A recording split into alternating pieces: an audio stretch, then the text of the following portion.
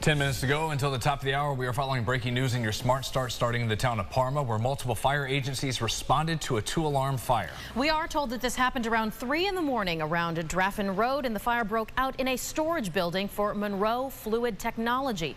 Luckily, we have been told there were no employees at the time, and there are no hazmat concerns with this as well. We'll keep following this update. Further breaking news. Firefighters responding to a fire in the southwest corner of Rochester.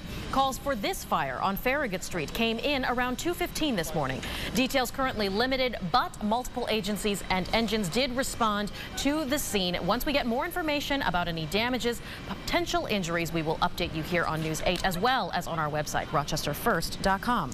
Tracking a developing story, we are learning more about the victims in the New Year's Day crash right in front of the Kodak Center. Ron Spitzer joining us live now with more information about the 2 first responders who not only leapt into action being first on the scene, but were also heard here. Ron. After 3 people, including the suspect, were killed in the crash and at least 9 people injured, the union representing AMR first responders explains the need for a massive response to a scene like this. They tell us 8 ambulances and nearly 20 EMS workers responded. Among them, Julie Purick, who also serves as the union chairwoman, and her partner and union rep David Eshelman. They began helping patients and attempted to rescue a person suffering serious injuries positioned adjacent to a vehicle fully engulfed in flames. We're told both Purick and Eshelman suffered respiratory injuries, and both were hospitalized. Purick remains on a ventilator, though with significant signs of improvement. City leaders, the victims' families, and others have praised first responders who rushed to rescue people from the burning wreckage.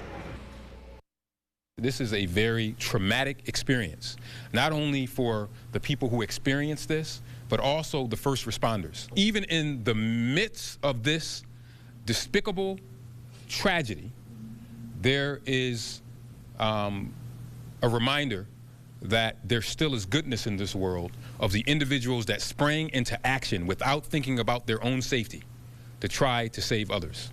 There was a GoFundMe set up for Julie, but has since closed after raising more than their goal. Authorities are still working to get more information on the suspect, 35-year-old Michael Avery. The 35-year-old Syracuse man, police say, intentionally sped up, heading toward the crowd that was getting out of a concert. He died in the hospital on Monday. Brennan, Michaela? All right, Ron, thank you. Sunrise traffic here at 6:52. We'll check in with James momentarily as we've got some flakes flying on a cold start. Highs later on in the 20s. For now, that's the view from the west side. The expressways are looking okay for the most part. 590 southbound getting towards the 490 split, seeing some delays. Also watching that accident 104 east at the Hudson Avenue on-ramps up there near RGH. We'll check your morning drive again at 7:25. Let's turn now to the legal fight between Brittany Drexel's family and the hotel she was last seen at before the Chi-Li teen was kidnapped and murdered back in 2009. Drexel's estate is suing Bar Harbor Resort, the Smith Family Partnership, and Drexel's killer, Raymond Moody. Drexel, who was 17 at the time of her disappearance, was staying at Bar Harbor without her parents' consent. Now, the lawsuit says the teen never should have been allowed to check in, but a December court filing says that the resort disputes such a claim, arguing that Drexel was never a registered guest. In fact, may have been friends with another guest. Drexel's body was not found until 2022 when Raymond Moody pled guilty to that murder. He is currently serving life in prison. Looking ahead, more than 7,300 people in southern Monroe County and beyond will be without power for hours Saturday as National Grid plans to complete repairs on structures supporting a transmission line. Those affected are in Avon, Lima, Honeyway Falls, and Minden, dealing with the outage. This is expected to last much of the day, about 9 hours. Local fire departments and town community centers are hosting warming centers so people can seek shelter and also allow people to power up their electronics. The local community is mourning the sudden loss of Steve Preston, who died late last month. The 66-year-old spent a quarter-century working for Brighton Fire, logged 28 years volunteering as well as a firefighter in Penfield. He's also dedicated a great deal of his time to the Veterans Outreach Center, helping to renovate 2 of its facilities. And well, just to give you an idea of what kind of person that Preston was, Penfield Fire Company's chief tells News 8 that he would ask specifically to handle deer accidents so that he could process the meat, then give it to homeless veterans. That's what he loved to do. He loved to make people smile. He loved to to help people, but he also didn't want any recognition. Like, if he knew that I was doing this right now, he would not be very happy with me, because he just wanted to be the guy that went and did things and didn't get any recognition for it.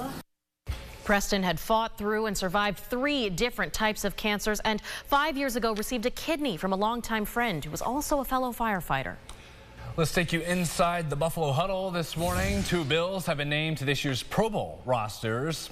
Not Josh Allen, though. Second-year running back James Cook named to his first ever Pro Bowl appearance.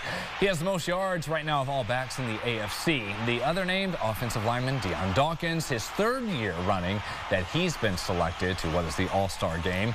Allen and wideout Stephon Diggs have been selected as first-team alternates, along with Mitch Morse, Leonard Floyd, Don Kincaid, Ed Oliver, and Dawson Knox, all named alternates as well.